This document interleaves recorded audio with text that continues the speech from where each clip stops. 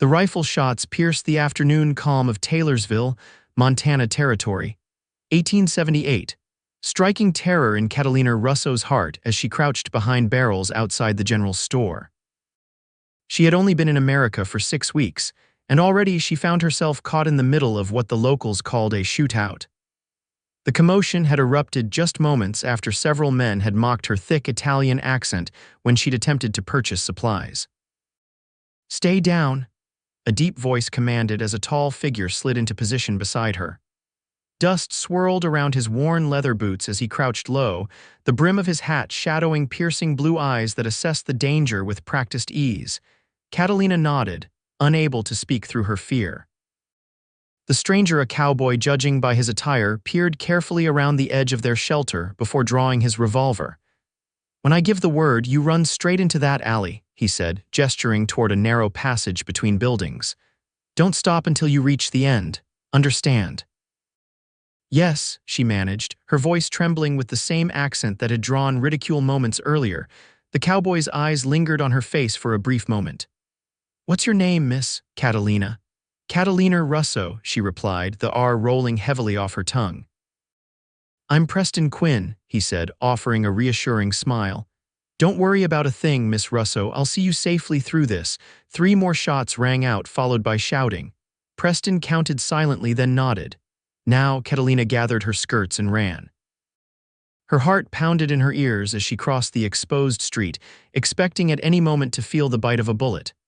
Behind her, Preston fired twice, providing cover.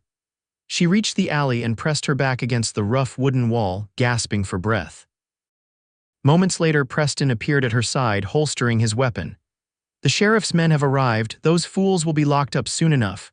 "Grazie," she whispered, then corrected herself. "Thank you. I am still learning my English." Preston's face softened as he looked down at her.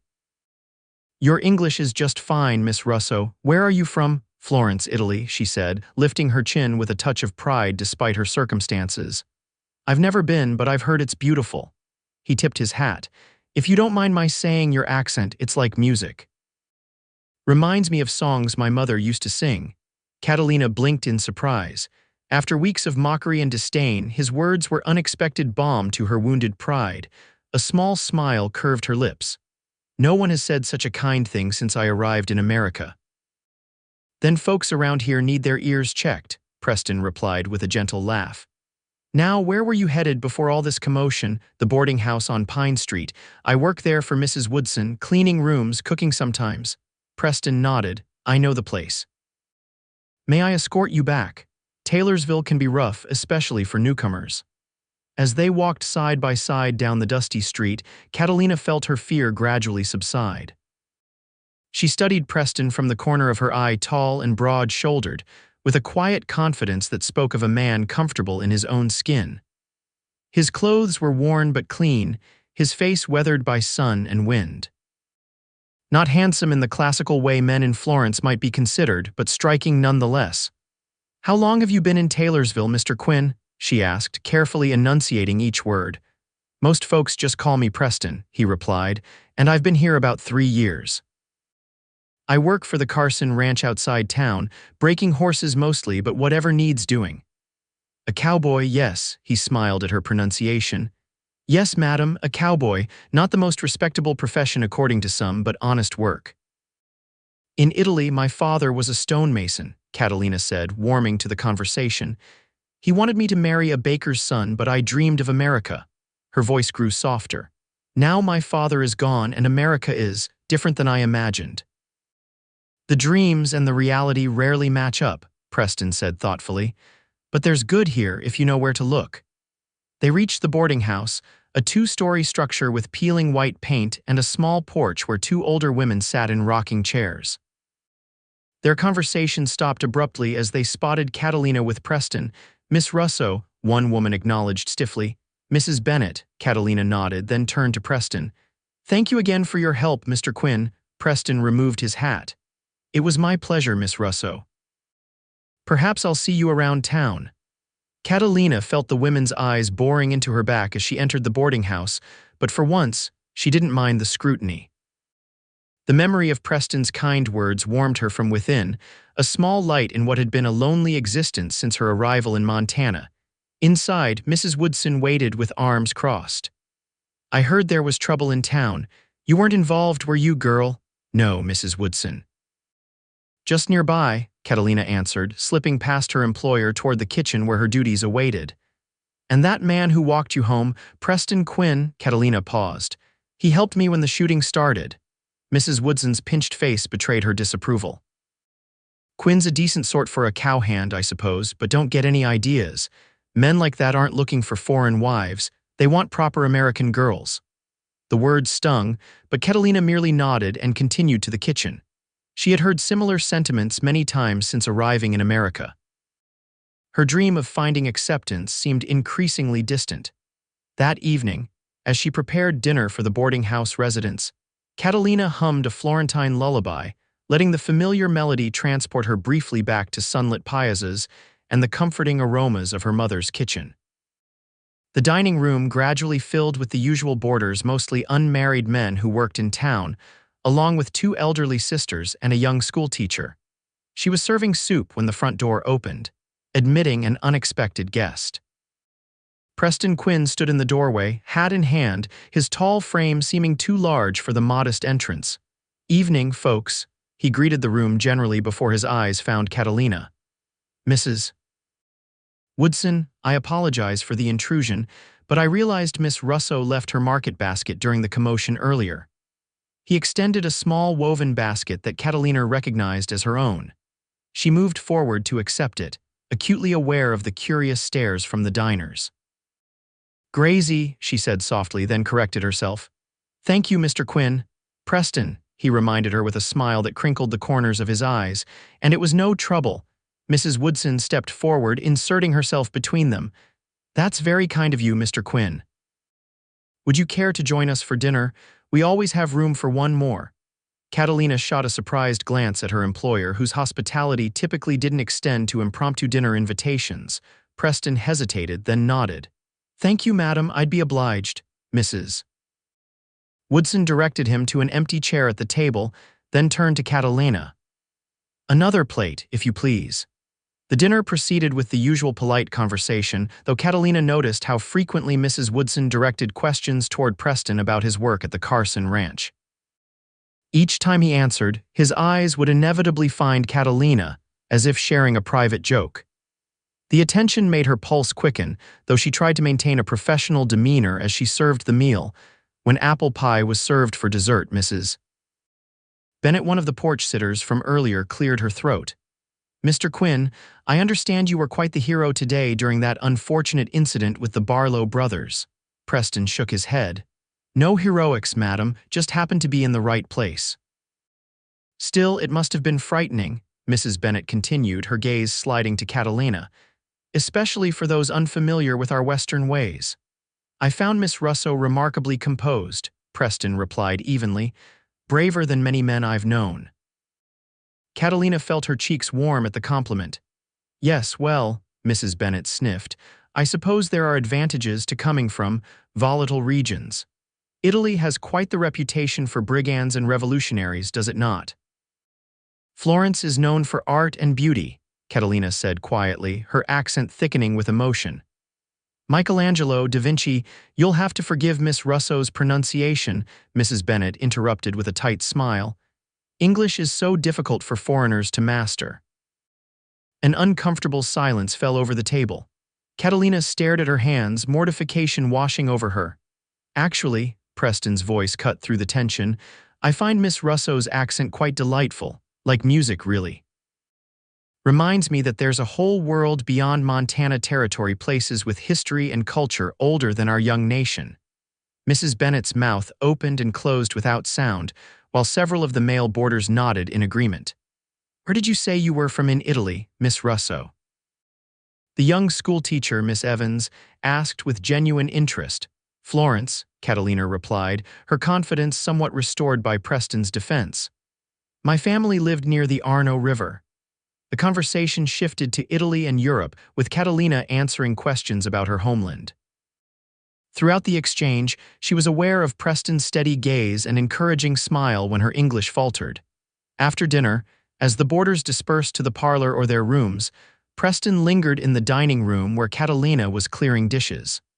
"May I help?" he offered, already stacking plates.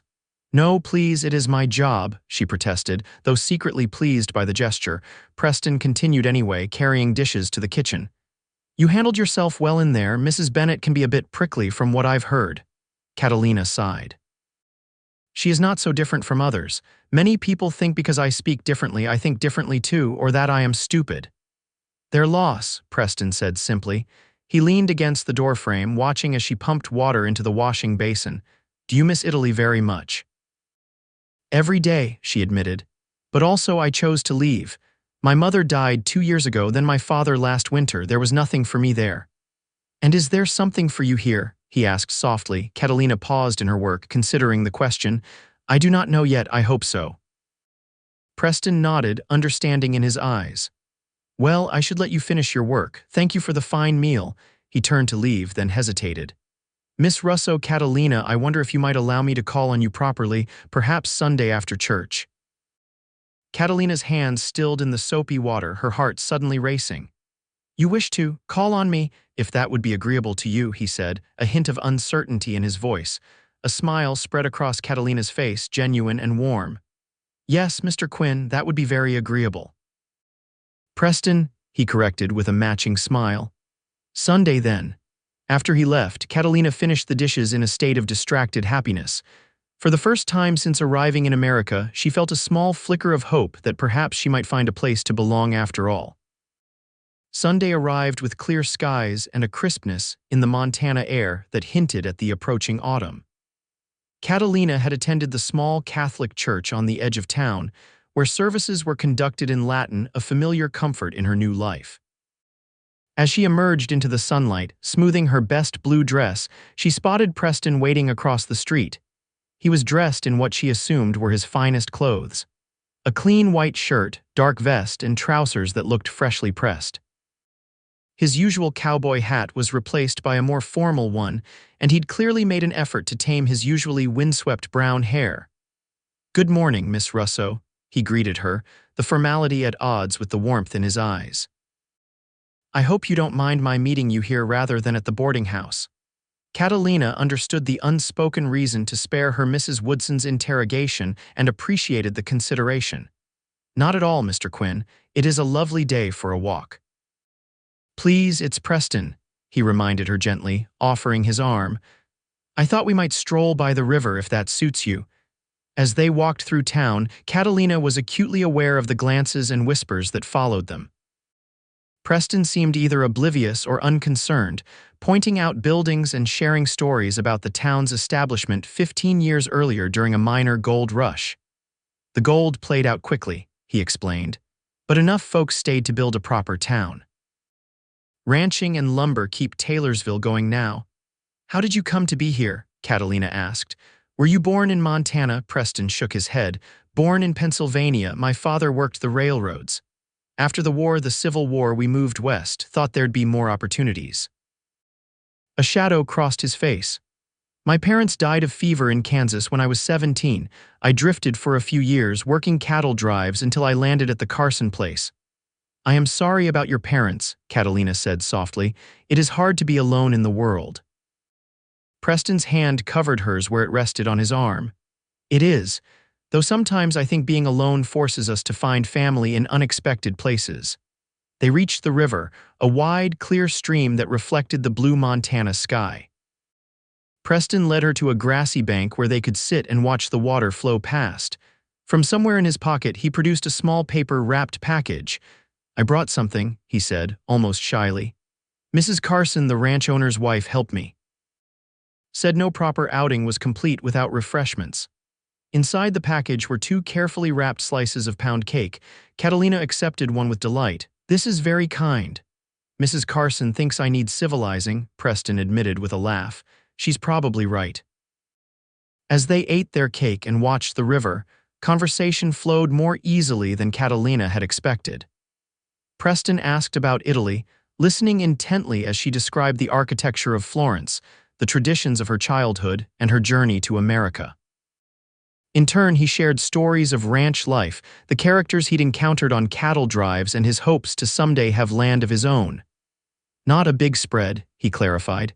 Just enough for a decent herd and a good house, somewhere to put down roots. It is a good dream, Catalina said, thinking of her own tentative hopes for the future. What about you? Preston asked. What do you dream of here in America? Catalina hesitated, uncertain how to articulate dreams that seemed increasingly far-fetched. When I left Italy, I thought perhaps I would find work as a seamstress. My mother taught me well, or perhaps as a cook in a fine hotel, she sighed. But my English, it makes everything more difficult. Your English is better than you think, Preston assured her, and it will improve with time. Perhaps, but people hear my accent and decide immediately that I am not capable. She plucked a blade of grass, twisting it between her fingers. In Florence, I was just Catalina. Here, I am always the foreign girl. Preston was quiet for a moment, gazing out at the river. People fear what they don't understand, he finally said. And most folks in Taylorsville have never left Montana, let alone seen the world. You represent something unknown. And you, Catalina asked softly, do you fear the unknown, Preston Quinn? He turned to her then, his blue eyes earnest. No, I find it fascinating. The simple statement, delivered with such sincerity, made Catalina's heart flutter. For the first time in weeks, she felt truly seen. Their Sunday outing became the first of many. Each week after church, Preston would appear, sometimes with a small gift, wildflowers, a ribbon for her hair, or once, a book of American poetry that they read together during their riverside picnics. Despite Mrs. Woodson's initial skepticism and the town gossip, their friendship blossomed steadily into something deeper. October brought changing leaves and the first hints of winter to the Montana territory. Catalina had been in Taylorsville for nearly 3 months, and while her position at the boarding house remained secure, she still felt like an outsider among most of the townspeople. One crisp afternoon, as she hung laundry in the boarding house yard, she overheard 2 women talking on the other side of the fence. It's shameful how that Quinn fellow is stringing along the Italian girl, one voice said. Everyone knows cowboys don't settle down, especially not with foreigners. Mrs. Carson told my sister he's just being charitable, the other replied. Feels sorry for her being alone in a strange country.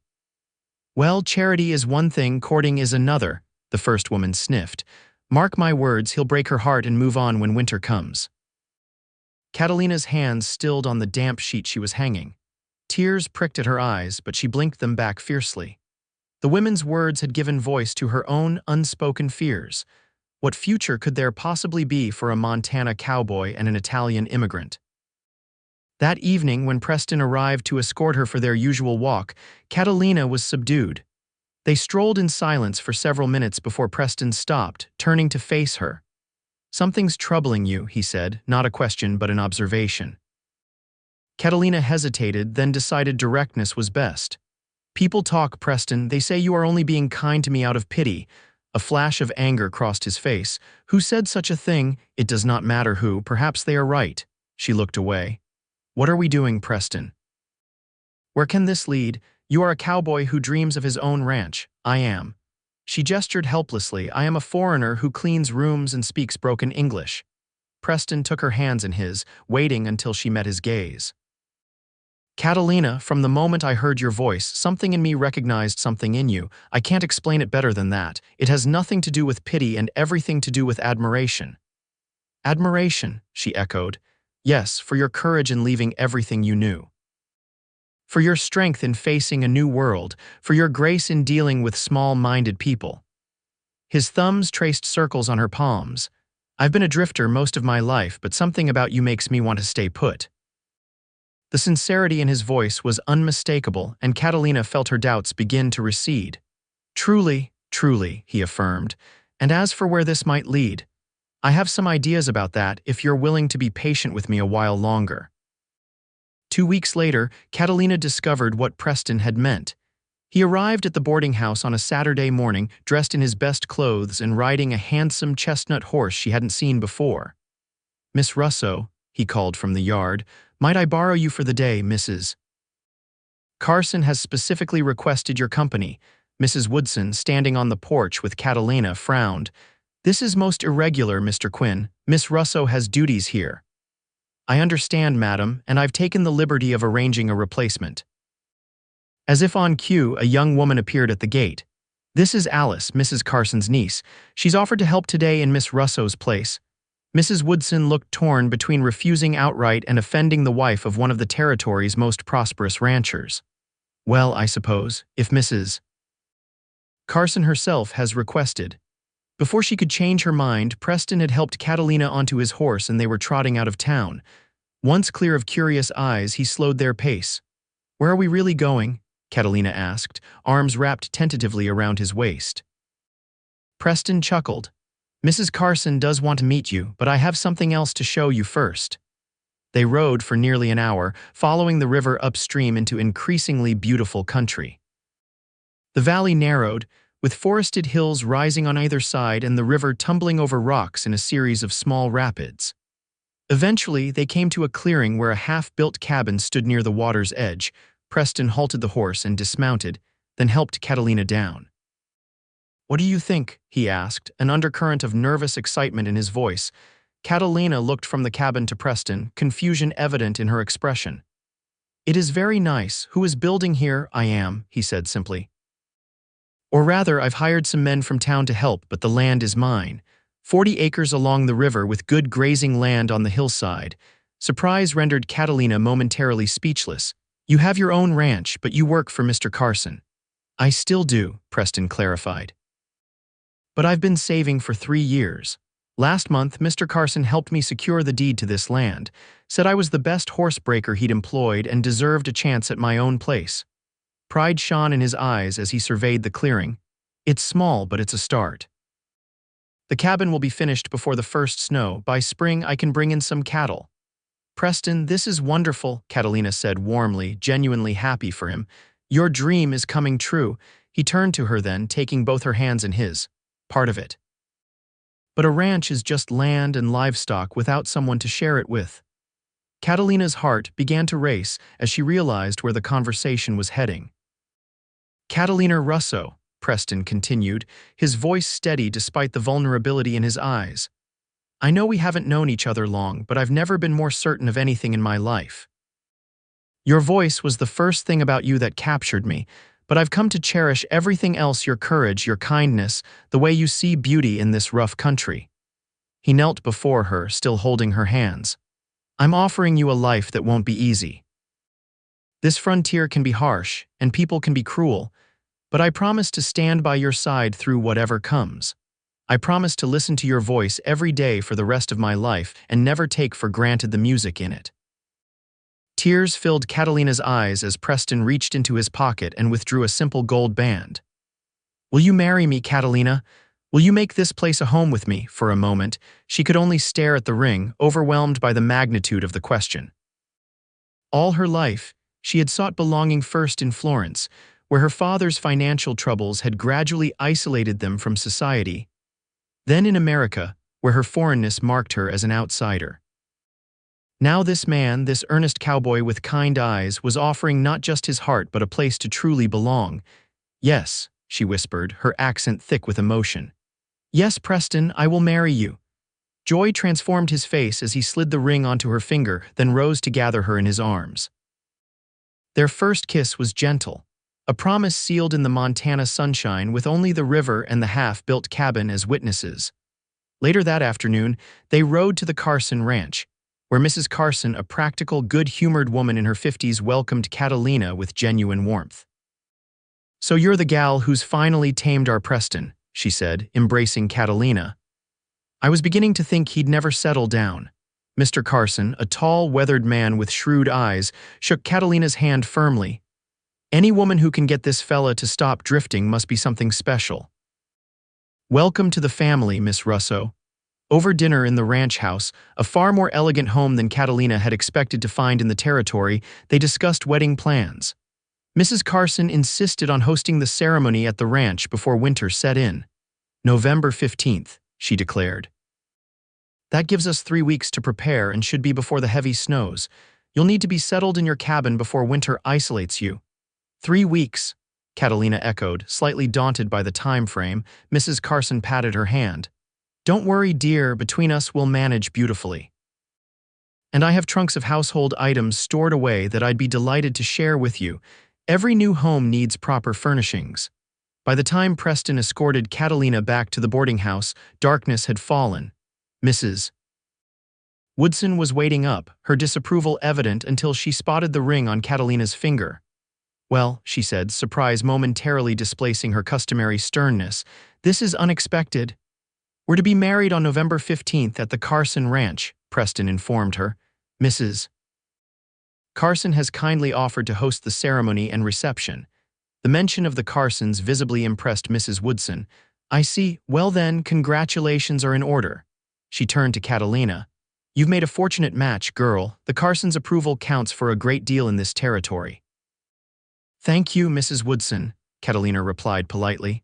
I hope you will attend our wedding. Later, as she prepared for bed in her small room under the eaves, Catalina studied the simple gold band on her finger. It seemed impossible that just months ago she had arrived in Taylorsville alone and afraid, mocked for her accent and treated with suspicion. Now she was engaged to marry a man who valued the very things others ridiculed, who saw strength where others saw strangeness. The following weeks passed in a whirlwind of preparations. News of their engagement spread quickly through Taylorsville, generating reactions ranging from genuine congratulations to poorly concealed surprise and, in some quarters, disapproval. Catalina found herself suddenly the object of intense curiosity, with women who had previously ignored her now approaching with questions about Italian wedding customs. Mrs. Carson proved an unexpected ally, arriving in town to help Catalina select fabric for a wedding dress and silencing gossip with her formidable presence. Pay them no mind, she advised Catalina when a group of women whispered behind their hands in the general store. Half of them are envious and the other half are small-minded. Preston Quinn is worth 10 of any other bachelor in this territory. With Mrs. Carson's assistance, Catalina created a simple but elegant wedding dress of cream-colored silk, embellished with lace saved from her mother's wedding gown, one of the few treasures she had brought from Florence. Together, they also assembled the basics for her new home: linens, kitchenware, and the countless small items needed to establish a household. Preston, meanwhile, worked tirelessly to complete the cabin, determined to provide a proper home for his bride. He visited Catalina as often as his duties allowed, sometimes appearing at the boarding house covered in sawdust but with pride shining in his eyes as he reported on the cabin's progress. The roof is finished, he announced one evening, 2 weeks before the wedding. And Mr. Carson loaned me a wagon to haul furnishings from town. The bed frame and dresser are in place, and Mrs. Carson sent over a rocking chair for you. It sounds wonderful, Catalina said, imagining their future home. Will you take me to see it again before the wedding? This Sunday, he promised. It's nearly ready now. True to his word, that Sunday Preston arrived with the wagon, helping Catalina climb onto the wooden seat beside him. The day was cold but clear, with the scent of snow in the air despite the sunshine. As they drove through town, Catalina noticed people watching from porches and storefronts. We are quite the spectacle, she observed with a small smile. Let them look, Preston replied, unconcerned. In a frontier town, any distraction from the daily grind is welcome entertainment. Once they left Taylorsville behind, the road followed the river through increasingly beautiful country. Catalina gazed at the rugged landscape, still new to her eyes despite the months she'd spent in Montana. It is so different from Italy, she mused. In Florence, every view includes something made by human hands: buildings, bridges, gardens. Here, the land itself is the masterpiece. Preston nodded appreciatively. I never thought of it that way, but you're right. That's one of the things I love about you, Catalina. You see beauty where others might only see wilderness. When they reached the clearing, Catalina gasped in surprise. The cabin, merely a framework with partial walls during her last visit, now stood complete. Smoke curled from a stone chimney, windows gleamed in the sunlight, and a small covered porch welcomed visitors to the front door. Oh, Preston, she breathed. It's perfect. Pride suffused his face as he helped her down from the wagon. Wait until you see inside. The interior was simple but carefully crafted. A main room contained a sturdy table with 4 chairs, a small sofa before the fireplace, and the promised rocking chair in the corner. A door led to a bedroom where the bed frame awaited the mattress that would arrive with their wedding gifts. Shelves lined one wall and hooks for clothing adorned another. A second, smaller room stood empty, awaiting future use. For children someday, Preston explained softly, watching her face. If you want them. Catalina nodded, unable to speak through the emotion tightening her throat. She had left Italy seeking a new beginning, but never imagined finding such completeness: a home, a husband, the promise of a family.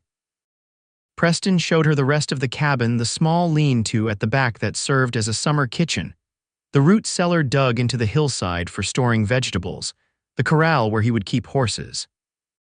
Throughout the tour, he pointed out the adaptations he'd made based on things she had mentioned. South-facing windows to capture maximum light for her sewing, a shelf specifically designed for the few books she'd brought from Italy, a garden plot already prepared for spring planting. "You remembered everything I said," she marveled. "Of course," he replied simply. "This is your home too, Catalina. I want you to be happy here." Standing in the doorway of their cabin, looking out at the river and hills that would frame their life together, Catalina felt a sense of rightness settle over her. This wild, beautiful country might never have been her plan, but somehow it had become her destiny. "I am already happy," she told him, meaning every word. The wedding day dawned clear and cold, with a light dusting of snow that transformed the landscape into a glistening wonderland. At the Carson Ranch, Mrs. Carson had overseen the transformation of the main house into a wedding venue, with evergreen boughs and ribbon decorating the spacious parlor where the ceremony would take place. In the guest bedroom, Catalina stood before a mirror as Mrs. Carson fastened the last buttons on her wedding dress. The cream silk complemented her olive complexion, while her dark hair was arranged in an elegant updo adorned with small white flowers. "You look beautiful, dear," Mrs. Carson said, adjusting the simple veil. "Preston won't know what hit him." Catalina smiled nervously. "I hope the ceremony will go well. My English will be perfect," Mrs. Carson assured her. "Besides, marriage vows are the same in any language, a promise to love and honor each other. The words matter less than the heart behind them." Downstairs, guests had begun to arrive: ranch hands from the Carson property, shopkeepers from town, and even Mrs. Woodson and several of the boarding house residents. Preston waited near the improvised altar, where the county judge stood ready to perform the ceremony. His usually confident demeanor was tempered by visible nervousness as he tugged at the collar of his new suit. Mr. Carson, who had taken on a fatherly role for the occasion, entered the bedroom. "It's time," he announced, offering his arm to Catalina. "Are you ready, Miss Russo?" Taking a deep breath, Catalina nodded. "Yes, I am ready." The small gathering rose as Catalina appeared at the top of the staircase. For a moment, murmurs swept through the room, expressions of admiration for the bride's appearance and the transformation of the Italian cleaning girl into a vision of elegance. But Catalina heard nothing, saw nothing but Preston's face as she descended the stairs on Mr. Carson's arm. The love in his eyes banished her final traces of nervousness. This was right. This was where she belonged. The ceremony itself passed in a blur of emotion. Catalina spoke her vows carefully, her accent pronounced but her meaning clear. When Preston slipped the gold band on her finger to join her engagement ring, his hands were steady, his voice unwavering as he promised to love and cherish her all the days of his life. "By the authority vested in me by the territory of Montana," the judge concluded, "I now pronounce you husband and wife. You may kiss your bride." Preston's kiss was gentle but filled with promise, sealing their union before friends and neighbors. As they turned to face the gathering, now officially Mr. and Mrs. Quinn, applause filled the room. The celebration that followed was more elaborate than Catalina had expected. Mrs. Carson had prepared a feast, with tables laden with roasted meats, vegetables from the ranch's root cellar, and pies of every description. Someone produced a fiddle, and soon the furniture was pushed aside for dancing. Preston led Catalina into the first dance, moving with surprising grace for a man more accustomed to horses than ballrooms. Mrs. Quinn, he said, savoring the words. How does it feel? Strange, she admitted with a smile, but wonderful. As the evening progressed, Catalina found herself approached by townspeople who had previously kept their distance. Mrs. Bennet, who had mocked her accent at the boarding house dinner months earlier, now complimented her dress and offered advice on keeping a home warm during Montana winters. The general store owner's wife presented them with a handsome quilt, explaining that every Montana bride needs extra bedding for those cold nights. Even Mrs. Woodson unbent enough to wish Catalina well, though she couldn't resist adding, "You've done better than I expected, girl." The Carsons' approval means something in this territory. Later, as twilight deepened outside the windows and the celebration continued, Preston found Catalina in a quiet corner watching the dancers with a contented smile. "Happy?" he asked, taking her hand. "More than I can say," she replied. Though also a little overwhelmed, he nodded, understanding. "It's a lot to take in, but remember, at the end of this evening it will just be us husband and wife starting our life together." The thought sent a flutter of nervous anticipation through Catalina. "Our home," she said softly. "Our life. The first of many days together," Preston agreed, squeezing her hand gently. As the evening drew to a close, the guests lined up outside to see them off. Mr. Carson had insisted they use his best buggy for the journey to their cabin, decorated now with ribbons and evergreen boughs. Amid cheers and well wishes, Preston helped Catalina into the buggy, then climbed up beside her and took the reins. The drive to their new home was magical in the moonlight, with snow glistening on the landscape and stars brilliant in the clear night sky. Catalina leaned against Preston's shoulder, absorbing the reality that this man was now her husband, this journey the beginning of their shared life. When they arrived at the cabin, Preston surprised her by lifting her into his arms to carry her across the threshold. Inside, the fire had been laid and lit earlier by a thoughtful ranch hand, filling the space with warmth and golden light. Someone Mrs. Carson, Catalina suspected, had left a basket containing bread, cheese, and a bottle of wine on the table, along with a note wishing them happiness. Preston set Catalina gently on her feet, then stood looking at her with wonder in his eyes. "I still can't quite believe you're my wife," he said softly. "Believe it," she replied, reaching up to touch his face. "I am here and I am not going anywhere." Their first night as husband and wife was a tender discovery of each other. Hesitant at first, but growing in confidence as natural affection overcame shyness.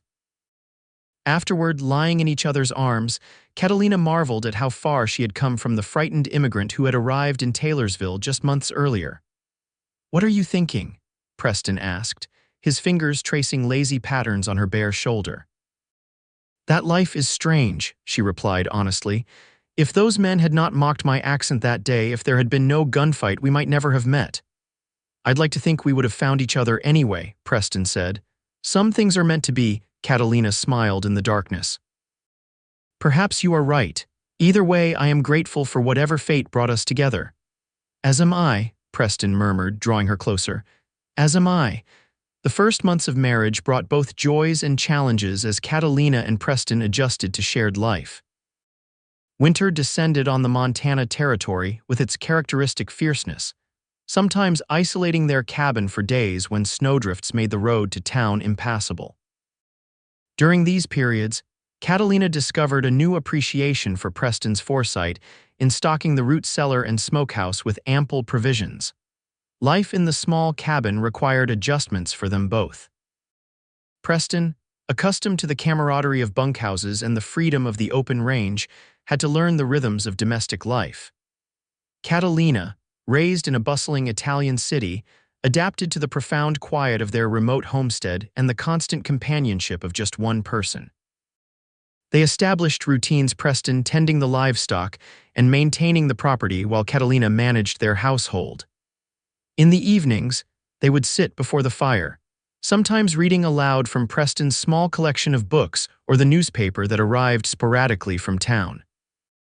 Other times, Catalina would teach Preston Italian phrases, laughing at his attempts to roll his R's properly. "No, no," she would correct gently. "You must feel it here." She would place her fingers against his throat. "Buongiorno, try again." "Buongiorno," Preston would repeat, the words awkward on his tongue but his effort sincere. Am I getting any better? Much better, Catalina always assured him, regardless of his actual progress. His willingness to try to enter her world as she had entered his meant more than perfect pronunciation ever could. December brought Christmas, their first holiday as a married couple. Catalina decorated the cabin with evergreen branches and dried berries, creating a festive atmosphere despite their isolation. She prepared traditional Italian Christmas dishes adapted to available ingredients, explaining each recipe's significance as they ate by candlelight. In Florence, Christmas Eve means the Feast of Seven Fishes, she told Preston as she served a stew made with trout he had caught from the river. My mother would spend days preparing. This is the best Christmas I can remember, Preston said, raising his cup in a toast, to many more together. By January, the novelty of marriage had settled into comfortable familiarity, though not without occasional friction. Their first serious disagreement arose over Preston's insistence on riding to check fence lines during a particularly vicious cold snap. It is too dangerous, Catalina argued, watching him prepare to leave. The temperature, the wind, the cattle need checking, Preston countered. This is ranch life, Catalina. Some things can't wait for better weather.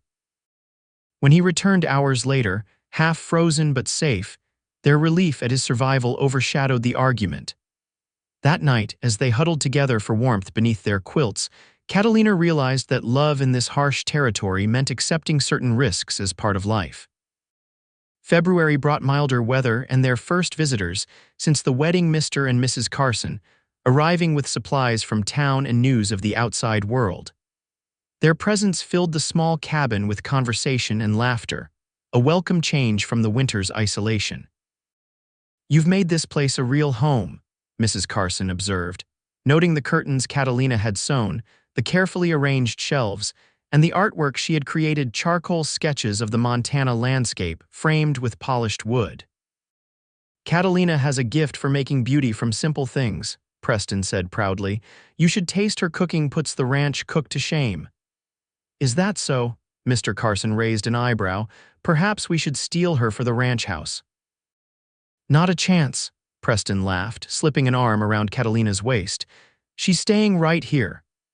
The Carsons' visit reinforced what Catalina had begun to realize, that she and Preston were creating something precious in their remote cabin. Not just a marriage, but a home that reflected both their backgrounds and their shared future.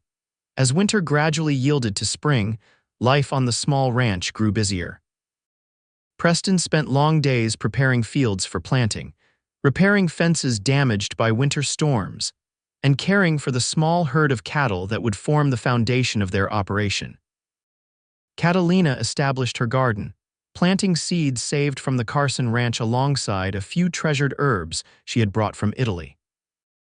One evening in early April, as they sat on their porch watching the sunset paint the mountains, Catalina gathered her courage to share news she had suspected for several weeks.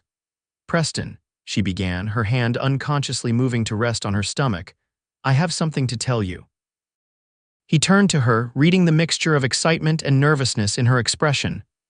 What is it? We are going to have a baby, she said, the words sending a renewed thrill through her. In late autumn, I think. For a moment, Preston stared at her in stunned silence. Then a smile spread across his face, transforming his features with joy. A baby, you're sure? Catalina nodded. As sure as I can be. My mother was a midwife in Florence. I recognize the signs. Preston dropped to his knees before her chair, placing his hands reverently on her still flat abdomen. A child, he whispered, awe in his voice. Our child. Tears filled Catalina's eyes at his reaction. She had worried briefly about adding another responsibility to their already challenging life, but Preston's evident delight erased those concerns. Are you happy? She asked, needing to hear the words. Happy doesn't begin to describe it, he replied, rising to gather her in his arms. Catalina, you've already given me more joy than I ever expected to find, and now this. He kissed her, tender and reverent. Thank you. They spent that evening making plans, discussing how to rearrange the small cabin to accommodate a child, debating names, and sharing their hopes for the future. Preston insisted they would need help as her pregnancy progressed, particularly with the physical demands of ranch life. I'll speak to Mr. Carson about hiring a hand for the summer and fall, he decided. And perhaps Mrs. Carson knows of a girl from town who could help with the heavier household tasks. I am not an invalid, Catalina protested. Women in my family have worked through their pregnancies for generations. Not if I have anything to say about it, Preston replied firmly. This is our first child, Catalina. I want everything to be perfect. As spring blossomed into summer, news of Catalina's pregnancy spread through Taylorsville. To her surprise, it seemed to soften whatever lingering reservations the townspeople harbored about the foreign bride. Women who had previously been standoffish now approached her with advice and offers of assistance. Mrs. Woodson sent a parcel containing baby clothes saved from her own children, while the general store owner's wife invited Catalina to join a sewing circle that met monthly. Motherhood transcends differences, Mrs. Carson explained when Catalina expressed surprise at the change in attitude. These frontier women understand the challenges of bringing new life into this territory. It creates a bond. Preston hired a young ranch hand named Thomas, who moved into a small bunkhouse built adjacent to the corral. His presence allowed Preston to focus on expanding their operation while ensuring someone was always nearby if Catalina needed assistance. By August, Catalina's pregnancy was clearly visible, her slender frame now curved with the promise of new life. The summer heat made her uncomfortable, but she continued managing their household, adapting her routines to accommodate her changing body. In the evenings, she and Preston would sit on the porch, his hand resting on her growing belly to feel the baby's movements. "Active little one," he'd comment when a particularly strong kick would make Catalina wince. "Takes after their mother, full of spirit." "Or their father," she would counter with a smile. "Always in motion, never still." As autumn approached, bringing cooler temperatures and the prospect of their child's birth, Catalina found herself reflecting on the journey that had brought her to this point. Just over a year earlier, she had arrived in America alone and uncertain, mocked for her differences and struggling to find her place. Now she was the mistress of her own home, respected in the community, and anticipating motherhood with the man who had seen value in the very things others had ridiculed. "What are you thinking?" Preston asked one evening, finding her lost in thought as she folded tiny garments she had sewn for the baby. "About how much has changed," she replied, "and how strange life is. In Florence, I thought I knew what my future would hold. Now I am here in Montana, married to a cowboy and about to become a mother. Regrets?" he asked quietly. Catalina shook her head emphatically. "Not one. This life with you, it is better than any future I imagined for myself." Preston's relief was visible. "I worry sometimes," he admitted, "that this isn't the life you deserved, that someday you'll wish for cities and culture and all the things Montana can't offer." "What Montana offers is enough," Catalina assured him, taking his hand and placing it on her abdomen where their child moved beneath his palm. "This is enough." More than enough. The baby arrived on a clear October day after a labor that began at dawn and lasted well into the evening. Mrs. Carson had come to stay 2 weeks earlier, anticipating the birth, and her experienced presence was a comfort as Catalina faced the pain and fear of childbirth far from medical assistance. Preston paced outside, occasionally hearing Catalina's cries through the cabin walls and feeling utterly helpless. Thomas, the young ranch hand, eventually convinced him to check the herd, insisting the activity would be better than wearing a path in the porch boards. When Preston returned at dusk, Mrs. Carson met him at the door with a broad smile. "Congratulations, Mr. Quinn, you have a son." Inside, Catalina lay propped against pillows, exhausted but radiant, a small bundle cradled in her arms. Preston approached almost reverently, overwhelmed by the sight of his wife and newborn child. "He is perfect," Catalina whispered as Preston knelt beside the bed. "Come meet your son." Preston gently folded back the blanket to reveal a tiny face with a shock of dark hair. The baby's eyes were closed, his miniature features peaceful in sleep. "He looks like you," Preston observed, voice thick with emotion, "perhaps, but I think he has your chin." Catalina touched the baby's cheek tenderly. "We need to name him." They had discussed names throughout her pregnancy, but had never settled on a final choice. Now, looking at their son, Preston had a suggestion. "What about Marco? After your father?" Tears filled Catalina's eyes at the unexpected tribute. Marco Quinn, she tested the name, the Italian and American elements combining smoothly. It is perfect. Mrs. Carson, who had discreetly busied herself in the kitchen to give the new parents privacy, returned with tea. He's a fine boy, she declared. Strong lungs on him too, from what we heard earlier. Thank you for everything, Preston said sincerely. We couldn't have managed without you. Nonsense, Mrs. Carson replied briskly, though her eyes were soft as she gazed at the family tableau. Women have been having babies since the beginning of time, but I'm glad to have been here. She patted Catalina's hand. You did beautifully, my dear. Now rest while you can. This little one will keep you busy enough soon. The following days were a blur of adjustment as Catalina and Preston learned to care for their newborn son. Marco proved to have a healthy appetite and a determined personality, demanding attention at all hours. Preston discovered hidden reserves of patience, walking the floor with his son at night to allow Catalina brief periods of sleep. He likes movement, Preston observed after one particularly difficult night. Maybe he'll be a horseman or a dancer, Catalina suggested with a tired smile. In Italy, men dance as well as women. Then he'll have the best of both worlds, Preston decided. American cowboy and Italian gentleman. Word of Marco's birth brought visitors from town once Mrs. Carson deemed Catalina strong enough for company. Women who had once whispered about the foreign bride now cooed over her baby, bringing gifts and sharing advice on everything from colic to cradle cap. Your English is much improved, Mrs. Bennet remarked during one such visit, bouncing Marco on her knee. One can hardly detect an accent now. Catalina exchanged an amused glance with Preston, who sat nearby. They both knew her accent remained pronounced, but it no longer seemed to matter to the townspeople.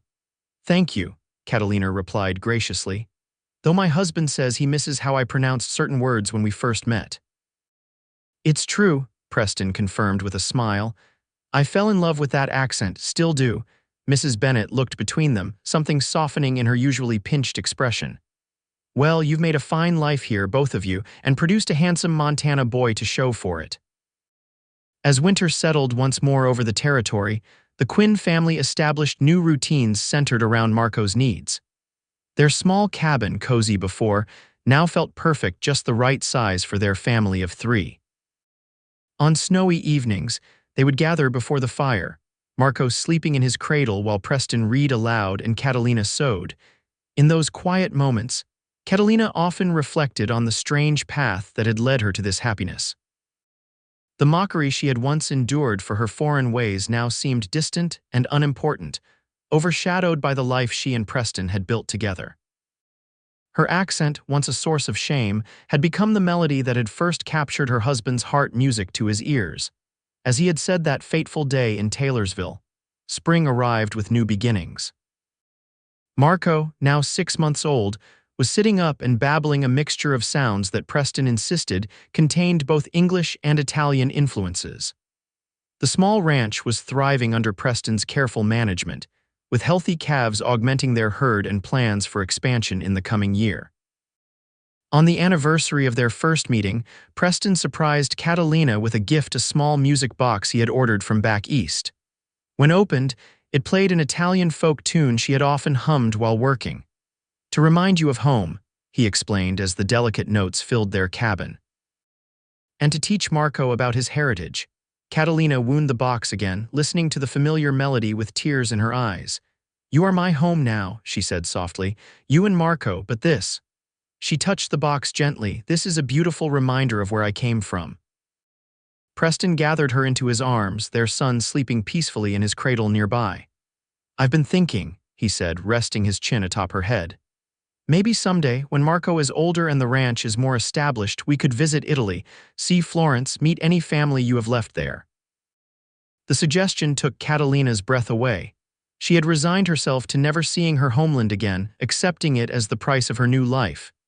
You would do that, of course, Preston replied simply. It's part of who you are, which makes it part of our family.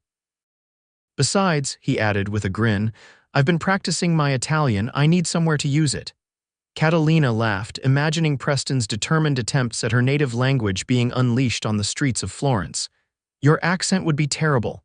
Probably, he agreed cheerfully. But you loved me despite mine. I figure the Italians can extend the same courtesy.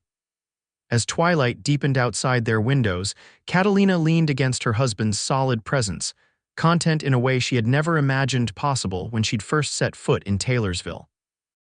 Her journey had begun with mockery and misunderstanding, but had led to this moment of perfect belonging: a husband who cherished her differences, a child who represented the best of both their worlds, and a home built on love and respect. "Ti amo," she whispered, the Italian phrase feeling right for this moment. "I love you too," Preston replied, his pronunciation perfect this time. More than words in any language can express. Outside, the Montana wind carried the scent of pine and promise, a gentle reminder that the most beautiful music often arises from unexpected sources, even from an accent once mocked, but now cherished as the soundtrack of a love that had found its perfect home in the wild heart of the American West. In the years that followed, the Quinn family flourished on their ranch by the river. Marco grew from a chubby infant into an energetic boy with his father's blue eyes and his mother's dark curls. He developed a natural affinity for horses, riding before he could properly walk, but also inherited Catalina's artistic sensibilities, spending hours sketching the Montana landscape with surprising skill for a young child.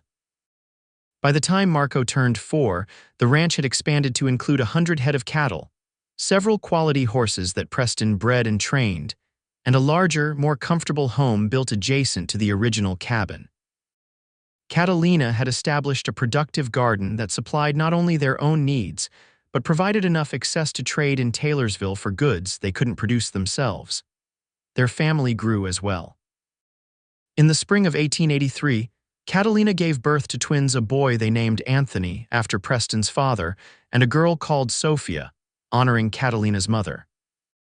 The arrival of 2 babies at once created both challenges and joy, with Preston often joking that they'd unintentionally created their own cattle drive. 3 children under 5, he would say, watching Catalina manage the organized chaos of their household. "You're braver than any cowboy I've ever known." "Not brave," she would reply with a tired smile, "just fortunate in my partner. Their life wasn't without difficulties. Montana winters remained harsh, sometimes isolating the ranch for weeks. One particularly vicious blizzard in 1884 decimated part of their herd, setting back their financial progress. Occasional disputes with neighboring ranchers over water rights or grazing boundaries required diplomacy and sometimes legal intervention. Through it all, Preston and Catalina's partnership remained strong, each contributing their strengths to overcome whatever challenges arose. Preston's practical knowledge of ranching and natural leadership abilities helped establish their place in the territory's growing agricultural community. Catalina's resilience, creativity, and increasingly confident English made her a respected figure in Taylorsville, where she eventually helped establish the town's first proper school. Their home became a gathering place for both American neighbors and the small but growing community of European immigrants settling in the territory. Catalina's famous hospitality, featuring dishes that blended Italian traditions with Montana practicalities, drew people from miles around for holidays and celebrations. The Quinn children grew up bilingual, switching effortlessly between English and Italian depending on the setting. Marco, as the oldest, developed a protective stance toward his siblings and a deep connection to the land that had been his birthplace. By age 10, he was as comfortable discussing cattle breeding with his father as he was helping his mother preserve the summer garden harvest. The twins, though identical in appearance with their father's fair coloring, developed distinct personalities. Anthony inherited Preston's quiet confidence and practical nature, while Sophia displayed Catalina's fiery spirit and artistic talents. Together, the 3 children embodied the successful blending of their parents' different worlds. In 1888, 10 years after their first meeting, Preston surprised Catalina by fulfilling his long-ago promise. With the ranch secure enough to leave in the care of trusted hands, and the children old enough to appreciate the journey, the Quinn family embarked on a trip to Italy. Arriving in Florence after the long journey by train and steamship, Catalina experienced the strange sensation of being both at home and a visitor in her native city. She showed her family the landmarks of her childhood, the magnificent Duomo, the Ponte Vecchio spanning the Arno River, the markets where she had once shopped with her mother. For the Quinn children, raised on stories of their mother's homeland, the reality of Florence was both familiar and overwhelming. They stumbled through Italian conversations with curious relatives, marveled at buildings older than their young nation, and developed a newfound appreciation for their mother's journey. Preston, true to his word, attempted Italian at every opportunity, his determined efforts earning smiles from locals and embarrassed groans from his children. But it was his genuine appreciation for Catalina's heritage that most touched her heart, the way he listened intently to family stories, sampled every dish with enthusiasm, and absorbed the culture that had shaped his wife. One evening, as they sat in a small piazza watching their children chase pigeons in the fading light, Preston took Catalina's hand. "Do you ever regret it?" he asked quietly. Leaving all this behind for Montana, Catalina considered the question seriously. "No," she finally replied. "Florence will always be part of me, but Montana is where I found you, where our children were born, where we built our life." She squeezed his hand. "Besides, I did not leave it all behind. I carried Italy with me in my accent, my cooking, the stories I tell our children."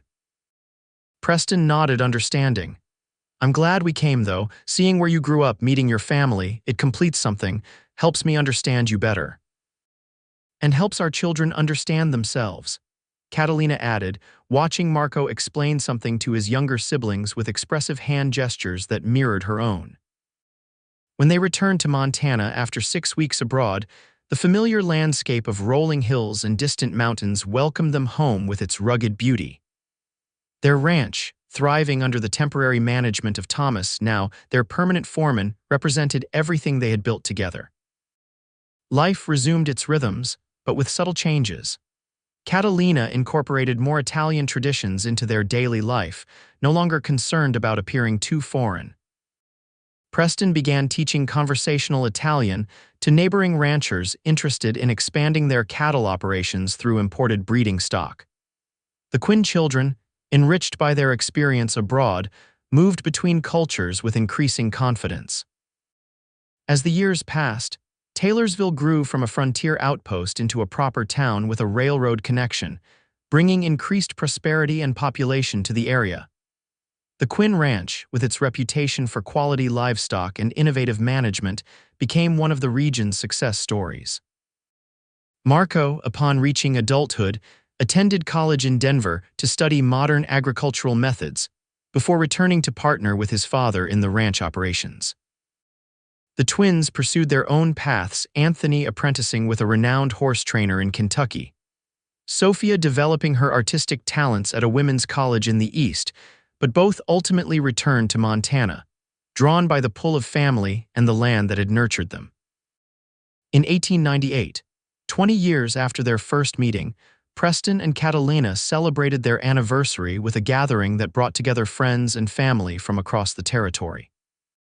The small cabin where they had begun their life together now served as a guest house on a prosperous ranch that included a handsome main house, substantial outbuildings, and well-maintained pastures stretching toward the distant mountains. After the festivities, when guests had departed and their grown children had retired for the night, Preston led Catalina to the porch of the original cabin. The moon illuminated the river flowing past, its course unchanged despite the transformations that had occurred around it. 20 years, Preston marveled, his arm around Catalina's waist. "Sometimes it feels like yesterday that I heard you speaking in the general store and thought your accent was the most beautiful thing I'd ever heard." "And sometimes it feels like a lifetime," Catalina replied, leaning into his familiar strength. At 45, she remained striking, her dark hair now threaded with silver, her face bearing the fine lines of a life lived fully. A wonderful lifetime. Preston, his own hair graying at the temples but his blue eyes still clear and keen, nodded agreement. "Do you remember how people used to mock the way you spoke? How Mrs. Bennet and that crowd would correct your English?" Catalina laughed softly. "And now she asks me to teach her Italian phrases so she can impress her friends in Helena." Times change, Preston observed. People too, sometimes. Yes, but some things remain constant. Catalina turned in his arms to face him, like how I feel when you look at me. Like how perfectly we fit together, despite coming from such different worlds. Preston touched her face gently, tracing features as familiar to him as his own. The best decision I ever made was asking you to marry me. Every good thing in my life came from that moment. For me as well, Catalina agreed. Though I sometimes wonder what might have happened if those men had not mocked my accent that day, if there had been no gunfight. I'd like to think we would have found each other anyway, Preston said, echoing words he had spoken on their wedding night 2 decades earlier. Some things are meant to be. As they stood together under the Montana stars, their lives thoroughly intertwined after 20 years of marriage, Catalina reflected on the strange, wonderful journey that had brought her from Florence to this remote valley. The mockery she had once endured for her foreign ways had led directly to her greatest happiness, a devoted husband who had always cherished the very things others ridiculed, children who embodied the best of both their heritages, and a life richer than any she could have imagined when she first set foot on American soil.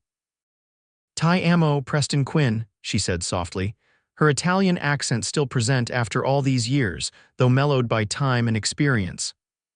"I love you too, Catalina Quinn," he replied, bending to kiss her with the same tenderness that had marked their first embrace.